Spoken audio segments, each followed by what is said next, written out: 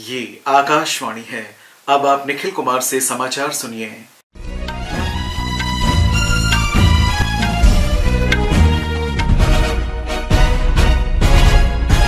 निर्वाचन आयोग ने तेलंगाना सरकार को रायथू बंधु योजना के अंतर्गत वित्तीय सहायता वितरित करने की अनुमति वापस ले ली है। आयोग ने तेलंगाना सरकार में मंत्री द्वारा मतदान से पहले एक चुनावी जनसभा में इस योजना के वितरण के संबंध में की गई घोषणा को आदर्श आचार संहिता के प्रावधानों का उल्लंघन मानते हुए ये कदम उठाया है।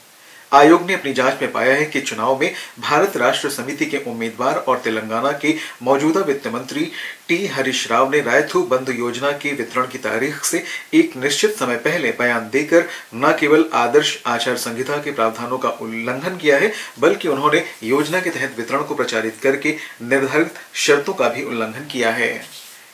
इस बीच राज्य में 30 नवंबर को होने वाले विधानसभा चुनाव का प्रचार चरम पर पहुंच गया है। भारतीय जनता पार्टी, कांग्रेस और भारत राष्ट्र समिति के वरिष्ठ नेता अपने प्रत्याशियों के पक्ष में वोट मांगने के लिए राज्य के विभिन्न क्षेत्रों का दौरा कर रहे हैं। चुनाव प्रचार के लिए केवल एक दिन शेष है। अन्य राज्यों के मुख्यमंत्री भी चुनाव प्रचार में भाग ले रहे हैं। प्रधानमंत्री नरेंद्र मोदी विश्व जलवायु परिवर्तन शिखर सम्मेलन में भाग लेने के लिए 30 नवंबर से 2 दिन की यात्रा पर दुबई जाएंगे। संयुक्त राष्ट्र जलवायु परिवर्तन फ्रेमवर्क कन्वेंशन के अंतर्गत COP28 का ये सम्मेलन संयुक्त अरब अमीरात की अध्यक्षता में 28 नवंबर से 12 दिसंबर तक दुबई में आयोजित किया जा रहा है। प्रधानमंत्री दुबई यात्रा के दौरान शिखर सम्मेलन में भाग लेने वाले कुछ नेताओं के साथ द्विपक्षीय बैठकें भी करेंगे। मलेशिया में इस वर्ष 1 दिसंबर से देश में आने वाले भारतीय नागरिकों के लिए वीजा की आवश्यकता समाप्त हो जाएगी। अब मलेशिया में भारतीय नागरिक 30 दिन तक बिना वीजा के रह सकते हैं। प्रधानमंत्री अनवर इब्राहिम ने कल पुत्राजय में पीपल्स जस्टिस पार्टी की वार्षिक बैठक में ये घोषणा की। भारत के साथ साथ चीन के नागरिकों को भी 1 दिसंबर से मलेशिया में वीजा मुक्त प्रवेश करने की अनुमति होगी। इजरायल और हमास के बीच संघर्ष विराम का आज चौथा और अंतिम दिन है। संघर्ष विराम के पहले 3 दिन में हमास ने 117 फिलिस्तीनी कैदियों की रिहाई के बदले अगवा किए गए कुल 58 बंधकों को रिहा किया है। हमास ने इजरायल के साथ लड़ाई में मौजूदा 4 दिवसीय संघर्ष विराम को बढ़ाने की मांग की है। इजरायल के प्रधानमंत्री बेन्यामिन नेतन्याहू ने कहा है कि मूल समझौते को बढ़ाया जा सकता है। मौजूदा संघर्ष विराम के अंतिम दिन आज और अधिक इजरायली बंधकों तथा फिलिस्तीनी कैदियों को रिहा किया जाएगा। न्यूजीलैंड में आज श्री क्रिस्टोफर लक्सन को प्रधानमंत्री के रूप में शपथ दिलाई गई।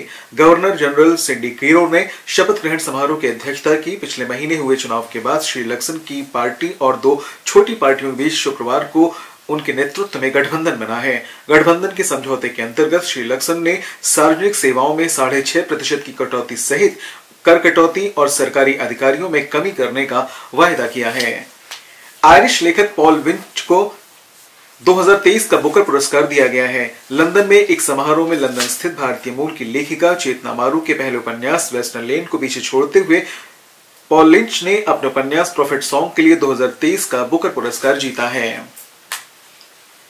गुरु नानक जयंती देश विदेश में धार्मिक उत्साह के साथ मनाई जा रही है। ये पहले सिख गुरु गुरु नानक देव के जन्म का प्रतीक है, जिन्होंने सिख धर्म की नींव रखी थी। इस वर्ष गुरु नानक देव की 555वीं जयंती है। गुरु नानक का जन्म नानक शाही कैलेंडर में कार्तिक माह की पूर्णिमा के दिन हुआ था। श्रीलंका में भारतीय उच्चायोग के स्वामी विवेकानंद सांस्कृतिक केंद्र ने गुरु नानक देव की जयंती के अवसर पर कीर्तन का आयोजन किया। भारतीय समुदाय और उच्चायोग के कर्मचारियों ने प्रकाश पर्व के अवसर पर आयोजित कीर्तन में भाग लिया। राष्ट्रपति द्रौपदी मुर्मू, उपराष्ट्रपति जगदीप धनखड़ और प्रधानमंत्री नरेंद्र मोदी ने गुरु नानक देव की जयंती के अवसर पर देश विदेश में रहने वाले सभी भारतीयों, विशेषकर सिख समुदाय के लोगों को शुभकामनाएं दी हैं। बिहार में आज कार्तिक पूर्णिमा के अवसर पर हजारों श्रद्धालु गंगा, गंडक, कोसी, महानंदा, सरयू, बागमती और अन्य नदियों में स्नान कर रहे हैं। राजधानी पटना में बड़ी संख्या में श्रद्धालु गंगा में डुबकी लगाने और दान करने के बाद पूजा अर्चना कर रहे हैं। प्रधानमंत्री नरेंद्र मोदी ने आज कार्तिक पूर्णिमा और देव दीपावली के अवसर पर देशवासियों को शुभकामनाएं दी हैं। उन्होंने इस पवित्र दिवस पर सभी के जीवन में नई ऊर्जा और उत्साह आने की कामना की है। इसके साथ ही ये समाचार बुलेटिन समाप्त हुआ।